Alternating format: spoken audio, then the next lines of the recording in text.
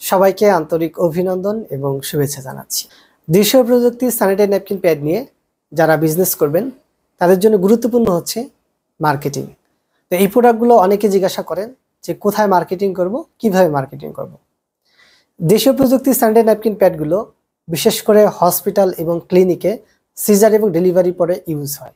তো এই জন্য এটা 3টা জায়গায় সবচাইতে বেশি প্রোডাক্টগুলো সেল হয়। প্রথমত, যে সমস্ত হসপিটালে সিজার সেকশন আছে, যেখানে সিজার ডেলিভারি করে সেই সমস্ত হসপিটালগুলোতে।